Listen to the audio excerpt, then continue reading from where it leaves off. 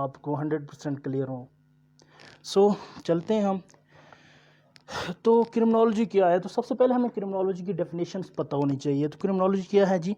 Criminology is the scientific study of nature, extent, management, causes, consequences, remedies, and preventing criminal behavior both on individual and social levels. And और जो सबसे पहले जो ये term किसने coin की थी, तो हमें ये पता होना चाहिए कि जो सबसे पहले जो इस टर्म को यूज़ किया था वो थे प्रोफेसर, इटालियन लॉ प्रोफेसर थे राफेल गोरफालो। और उन्होंने इटली में आप कहीं भी जाएंगे तो आप ये मेन के एकेडेमिया वेब देखते हैं आप, रिसर्च पेपर उसमें होते हैं, तो वो भी इटालियन में होती है। मेन के मोस्ट मतलब उनके जो सारे एडमन सारे वो इटालियन हैं। तो IA लाजमी होता है मेन के। तो सो ये आपने याद रखना है कि इटालियन में आपका कोई भी वर्ड्स होगा तो उसके आगे IA लाजमी होगा। मेन के ये टर्मिनोलॉजी किसी में नहीं भी होगा, मुझे इतना क्लियर नहीं है, लेकिन जहाँ जहाँ मैंने जितना पढ़ा है तो उसमें मैंने यही देखा है कि IA लाजमी होता है इनमें। सो आपको पता हो लग जाना चाहिए कि आपने जब ये देखनी है मीन के कोई भी टर्म ये देखनी है, तो अगर आपको IA नज़र आता है तो आप पहले आपका ज़हन जाना चाहिए कि यार इटालियन टर्म है ये। तो इसको उसने क्या कॉइन किया था? क्रिमिनोलॉजी का कॉइन किया था। मेन के क्रिमिनो में आप crime, of crime and logy of study of. Main के स्टडी ऑफ क्राइम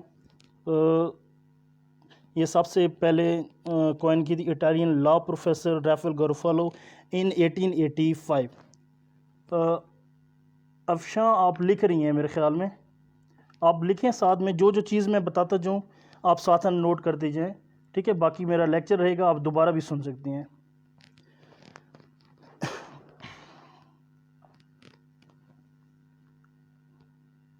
और इसके बाद है सीज़र लोम्ब्रोसो है, वो इटालियन सोशियोलॉजिस्ट था। 1835 से 1909 तक उसका टाइम पीरियड है। मैंने कि 1835 में पैदा हुआ, 1909 में फौत हो गया। तो इटालियन सोशियोलॉजिस्ट है, उसको फादर ऑफ क्रिमिनोलॉजी भी कहा जाता है, ठीक है? और ये 19th सेंचुरी में ये था। ये आपने ज़हन में रखना है क्योंकि ये थोड़ी बहुत टर्मिनोलॉजीज़ हैं, आपको ये पता होना चाहिए कि ये चीज़ इमर्ज कहाँ से हुई, कहाँ से आ रही है, ठीक है जी? उसके बाद मैं थोड़ा सा सीज़र बेकासिया के बारे में बताऊंगा। वो कौन था? Was an Italian criminologist, jurist, philosopher and politician. He is well remembered for the treatise on crimes and punishments. Beccaria is considered father of modern criminal law and father of criminal justice. Is it clear? जी। और 19th century में US को champion of criminology कहा गया। और उसके बाद बाकी एक मैं आपको थोड़ी सी, शायद आपको पहले भी पता होगी, बताता चलूँ कि मेन के आपने कोई भी साइंस देखी है ना, मेरे ख्याल में मैथमेटिक्स, इकोनॉमिक्स और स्टैट के अलावा कोई भी आपने साइंस देखे तो आप उनके आखिर पे ऑलॉजी लाजमी लगता है, ठीक है जी? बियोलॉजी वो बायो से है, बायोलॉजी। उसके बाद फिज़िक्स के इसको छोड़ दें, केमिस्ट्री को छोड़ दें, बाकी आप मेन के जो टर्म जब भी ऑलॉजी किसी के साथ लगेगा वो इट्स मीन के ये किसी न किसी साइंस से बिलोंग करते हैं, नेचर साइंस या सोशल साइंस से। नेचर साइंस वो होती हैं जिनका बिल्कुल साइंटिफिक प्रोसीजर होता है और आपको बाकी सारा पता है। और सोशल साइंस जो होती है वो बिहेवियर को देखती है, किसी किस्म की सोसाइटी को देखती है, ठीक है? और इनमें आप जो होते हैं इनमें भी प्रोसीजर वही होता है, सो हम अपने टॉपिक से हट रहे हैं। तो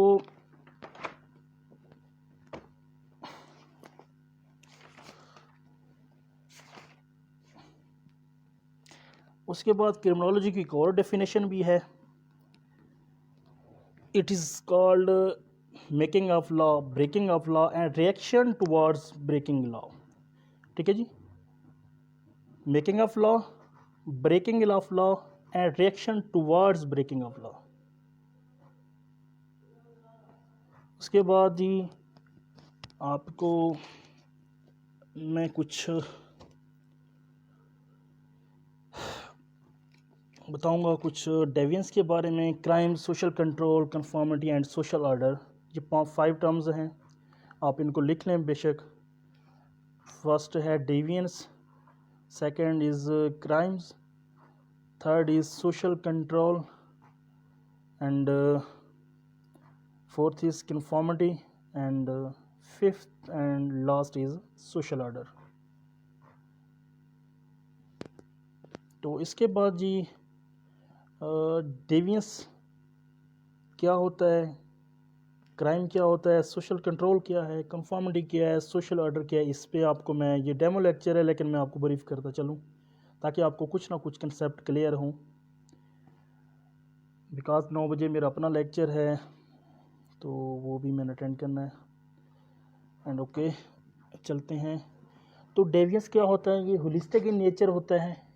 ठीक है जी। उसके बाद ये वायलेशन ऑफ सोसाइटल नॉर्म्स होता है and values regardless of their seriousness.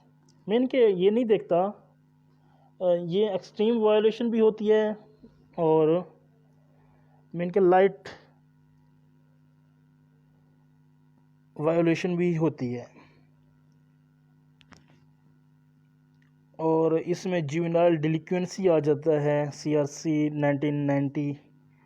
And उसके बाद हम चलते हैं नॉर्म्स की तरफ। नॉर्म्स वैसे क्या होते हैं, नॉर्म्स का आपको पता होना चाहिए डेविएंस में, क्योंकि नॉर्म्स अगर जिक्र हुआ है तो आपको नॉर्म्स के बारे में बताता चलूँ कि नॉर्म्स क्या हैं। तो नॉर्म्स सबसे पहले होता है फोकवेज। ये कौन सी नॉर्म्स होती हैं, रूटीन लाइफ नॉर्म्स ना। मीन के आप अस्सलाम वालेकुम कहेंगे तो अगर आप नई फैमिली में इंटर हुए हैं तो आपने अस्सलाम वालेकुम नहीं कहा तो आपको मीन के काबिल कबूल है, आपको स्टिक जो होता है ना, एक किस्म का जिसे कहेंगे कि रिएक्शन नहीं होता ना।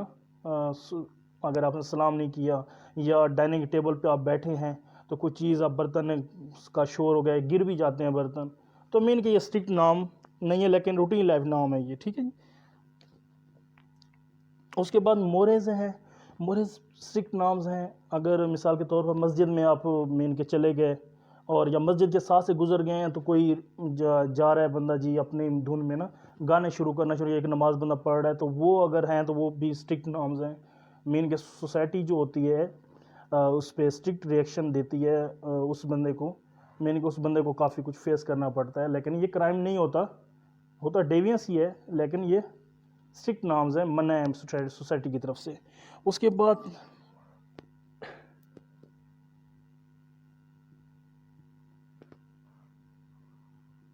बाद है जी हमारा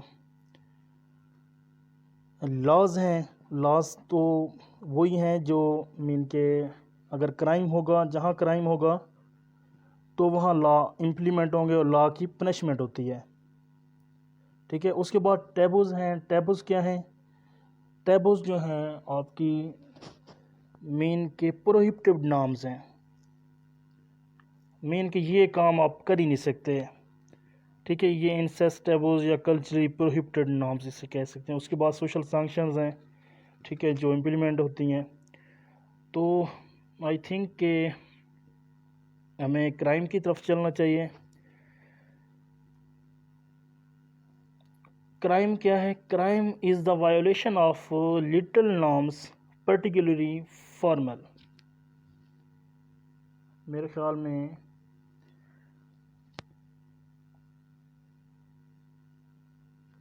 तो क्राइम असल में है क्या, ये मीन के नॉर्म्स की वायोलेशन ही होती है इसमें, लेकिन ये फॉर्मल होता है। मीन के स्केम में इसमें पनिशमेंट होती है। सही है। और इसके अलावा है हमारा जो डेवियंस होता है, ये दोनों किस्म का होता है, इनफॉर्मल भी होता है और फॉर्मल भी होता है। मीन के डेवियंस क्राइम, हर सूरत में डेवियंस तो ज़रूर होगा, लेकिन डेवियंस जो हर डेवियंस क्राइम नहीं होगा। मीन के डेवियंस फॉर्मल भी हो सकते हैं, इनफॉर्मल भी हो सकते हैं, लेकिन क्राइम जो होता है वो फॉर्मल ही होता है। सही है। उसके बाद है सोशल कंट्रोल। तो सोशल कंट्रोल दो किस्म का होता है, फॉर्मल सोशल कंट्रोल होता है, इनफॉर्मल होता है। तो फॉर्मल में क्या है, लॉ इन्फोर्समेंट एजेंसीज जो होती हैं वो इम्प्लीमेंट करवाती हैं। उसके बाद इनफॉर्मल होता है, उसमें सोसाइटी रिएक्शन करती है, उसमें shame, taunt, label and tag किया जाता है। और बाकी जो चीज़ है कि रिलीजन जो है is considered the best societal norm and religion is considered the best social control.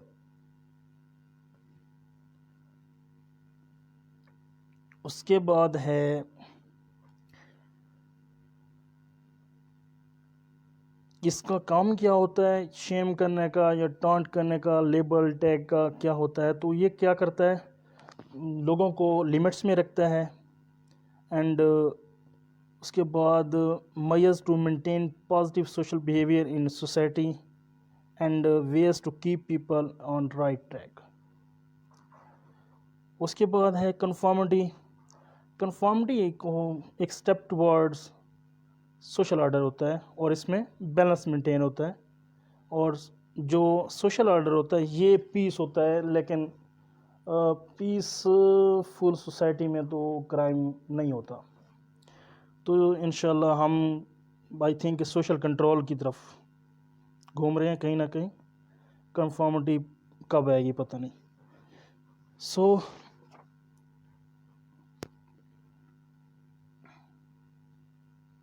उसके बाद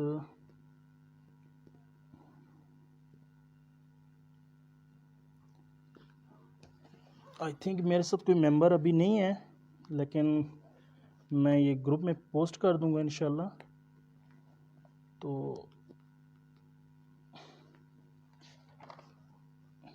बाकी जो भी मेंबर्स हैं वो सुन लेंगे।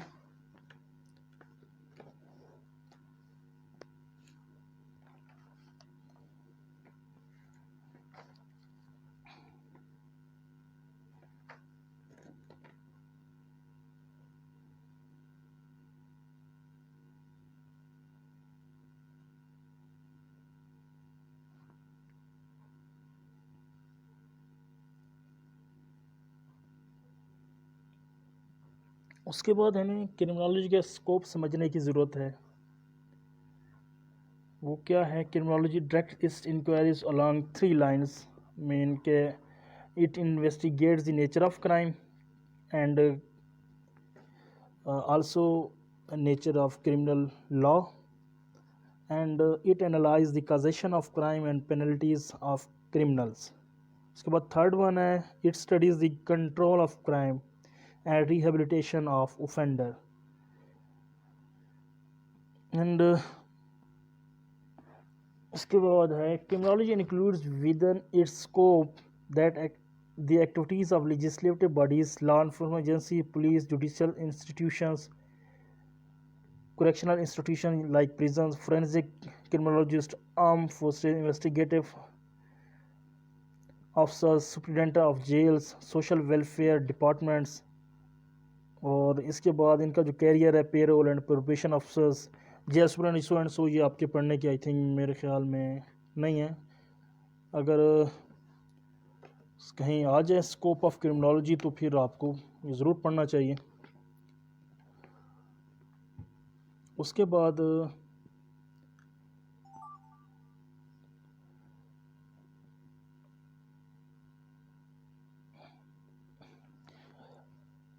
मेन चीज़ हमें समझने की ज़रूरत है कि क्रिमिनोलॉजी सेंस क्यों है। मेन के क्रिमिनोलॉजी को सेंस में क्यों लाया गया, तो इसकी हमें डेफिनेशन या इसकी इससे चीज़ से पता चलता है कि क्यों सेंस है। कहता है कि ये जो है किसी भी चीज़ के बारे में इंफॉर्मेशन लेता है और इसका जो तरीका होता है वो साइंटिफिक मेथड होता है, जो मेन कि हम जिस तरह साइंस में यूज़ करते हैं, observation, hypothesis, experiments, result, theory, to summarise so and so. तो सेम मेथड हम सोसाइटी में इम्प्लीमेंट करते हैं क्राइम की सिचुएशन को समझने के लिए। उसके बाद है crime scientist adopt scientific study of criminal behaviour, cohesive crime, reduction of associated harms. तो उसके बाद क्या है जी, नेचर साइंस और सोशल साइंस में हम डिफरेंस देख लेते हैं कि इसमें डिफरेंस क्या है। मेन के जो सोशल साइंस होती है वो सोसाइटी की डेवलपमेंट के लिए होती है, उसका फोकस मेन सोसाइटी होता है। लेकिन जो नेचर साइंस है वो नेचुरल वर्ल्ड को डील करती है साइंटिफिक मेथड इस्तेमाल करते हुए। और जो सोशल साइंस है इसके जो रिजल्ट्स होते हैं वो डायनेमिक होते हैं, जहाँ भी हम अप्लाई करते हैं। लेकिन जो नेचुरल साइंस होता है इसकी जो रिजल्ट वो सिमिलर होते हैं। और सोशल साइंसेस में anthropology, education, economic, history, IR ये इंक्लूड हो जाते हैं, क्रिमिनोलॉजी। और साइंस जो आपको पता है, physics, biochemistry, astronomy, so and so. तो इसमें साइंटिफिक प्रोसीजर क्या होता है, ऑब्जर्वेशन होती है, किसी भी क्राइम को ऑब्जर्व किया जाता है, उसके बाद उसके बारे में एक हाइपोथेसिस कायम की जाती है, मतलब कोई टेंटेटिव स्टेटमेंट होती है। उसके बाद उसका एक्सपेरिमेंट करते हैं, उसके बाद उस रिज़ल्ट को एनालाइज करते हैं, फिर कंक्लूजन करते हैं उसका फाइनली, यार ये क्यों हुआ, कैसे हुआ। मेन के उसमें 5 Ws वाला कंसेप्ट होता है, when, why, where, who, how, so and so. Men के उस पर ये सारी हम मेन कंक्लूजन में ये सारी चीज़ें देखते हैं, 5 Ws का कंसेप्ट। उसके बाद हम स्टडी करते हैं white colour crime, blue colour, pink colour and grey colour. तो वाइट कलर क्राइम क्या होते हैं, ये सबसे पहले जो ये मतलब वाइट कलर क्राइम जो है मीन कि ये कॉरपोरेट किस्म के क्राइम है। और वो लोग करते हैं जो फाइनेंशियली मोटिवेटेड होते हैं। और ये क्राइम नॉन वायलेंट होते हैं। इनमें आप मीन के आप ये नहीं कैसे लड़ाई झगड़े वाले ये नहीं होते। मीन के उसमें गवर्नमेंट प्रोफेशनल्स और बिजनेसमैन ये से अक्कर होते हैं। और ये सबसे पहले जो थी एडवर्ड सुदरलैंड ने डिफ़ाइन किया था 1939 में। उसके बाद और ये जो क्राइम करते हैं ये हाई सोशल स्टेटस के लोग होते हैं और इनका सोसाइटी में बहुत बावकार लोग होते हैं ये। और इसमें जो ज़्यादातर इंक्लूड है वेज थेफ्ट है, फ्रॉड है, ब्राइबरी है, पोंजी स्कीम्स हैं, insider trading, labour racketeering, embezzlement, cyber crime, copyright infringement, money laundering, identity theft and forgery law. और इसमें जो मेन के ये इस किस्म के क्राइम होते हैं। And a crime committed by high person of respectability and high social status in the case of his occupation. Mean के ये क्राइम कौन सा है जी, मेन के हाई सोशल स्टेटस के लोग करते हैं और वो अपने ऑक्यूपेशन का मतलब के फ़ायदा उठाते हैं। उसके बाद है ब्लू कलर क्राइम्स। तो ये जो इंडिविजुअल लेवल पे होता है, खुद ही का लोग करता है। मीन के लोअर सोशल क्लास का हो गया, रेडी वाला हो गया, दुकान वाला हो गया, ये मतलब कि लोअर सोशल क्लास के लोग करते हैं। उसके बाद पिंक कलर क्राइम। पिंक से आपको से मतलब कि आपके जेहन में ही आ गया होगा पिंक से क्या मतलब। पिंक मेन के लेडीज़ से ये एसोसिएटेड है क्राइम। और ये जो है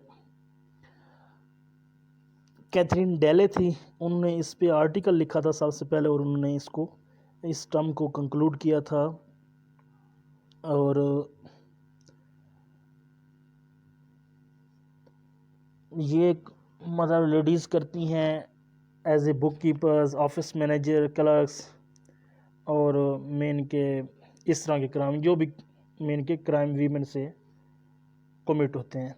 उसके बाद ग्रे कलर क्राइम कौन से, ये मीडियाकर प्रोफेशनल से होते हैं और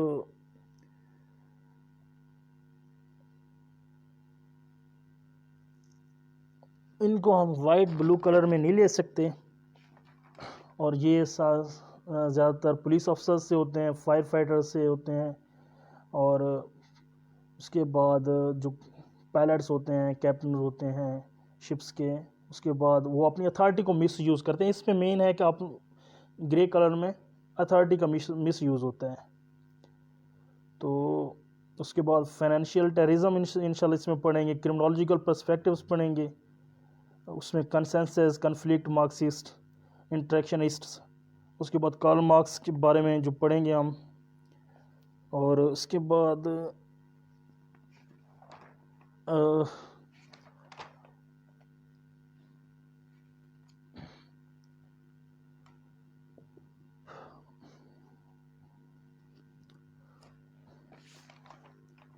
इंशाल्लाह हम कैपिटलिज़म, सोशलिज़म, कम्युनिज़म पढ़ेंगे। उसके बाद मार्क्सिस्ट स्कूल ऑफ थॉट पढ़ना हमारा ज़रूरी है। और इंशाल्लाह ये डेमो लेक्चर था तो इसमें इस तरह कुछ ब्रीफ नहीं हो सकता, लेकिन मैं आपको मोटा मोटा बता देता हूँ इंशाल्लाह कि इस लेक्चर में हम इंशाल्लाह क्रिमिनोलॉजी की सिग्निफिकेंस पढ़ेंगे। उसके बाद हम क्रिमिनोलॉजी का रिलेशनशिप पढ़ेंगे कि दूसरी जो साइंसेस हैं, सोशल साइंसेस, उनके साथ इसका क्या रिलेशन है। उसके बाद ये जो डेवियंस नॉर्म्स हैं, क्राइम है, उसके बाद मेन के जितने भी इंस्टीट्यूशंस हैं जो इस पे काम कर रहे हैं। उसके बाद हम डिफरेंट किस्म के लॉज को भी डिस्कस करेंगे। और मेन के आपको आइडिया होना चाहिए कि क्रिमिनोलॉजी असल में चीज़ क्या है।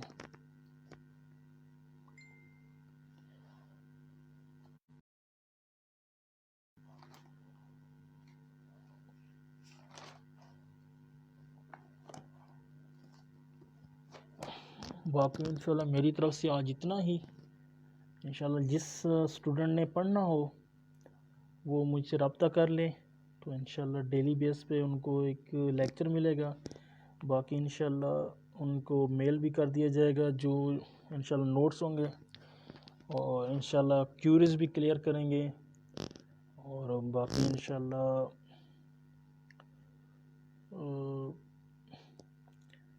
आज के लिए इतना ही। Best of luck and buck up guys. मैं इतना ही कहूँगा आपको कि आपने अभी से अगर स्टार्ट कर दी तो ये तकरीबन मेरे ख्याल में 45 डेज़ का कोर्स है जो टोटल मेन के। अब मैं आपको 45 डेज़ में मेरे आई थिंक